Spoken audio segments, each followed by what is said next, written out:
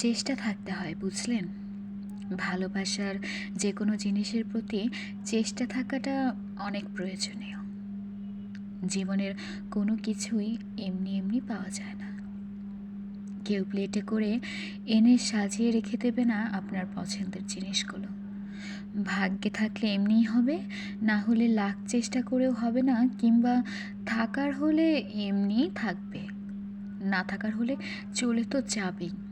এগুলো নিতান্তই ভ্রান্ত ধারণা। ফুল ভালোবাসেন অথচ গাছে পানি দেবেন না, সার দেবেন না, তাই কি কখনো হয়? গাছ তো একদিন ফুল দিতে দিতে সার পানি না পেয়ে এমনিতেই মরে যাবে। এখানে আসলে দোষটা কার? ভেবে দেখবার বিষয় কিন্তু।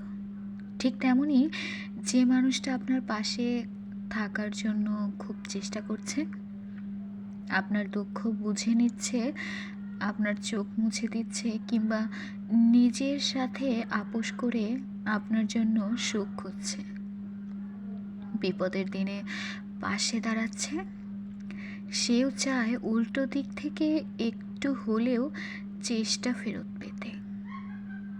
কিন্তু তা না পেয়ে উপহারে দিনের পর দিন অবহেলা পেলে, অযত্ন পেলে, একদিন না একদিন সে মানুষটা চলেই যাবে, আর থাকবে না। কারণ ভালো থাকার অধিকার তারও আছে, আত্মসম্মান বোধ তারও আছে। চেষ্টার বদলে চেষ্টাই ফেরত দিতে হবে, বুঝলেন? না হলে শেষটা কোনো দিনও সুন্দর হবে না।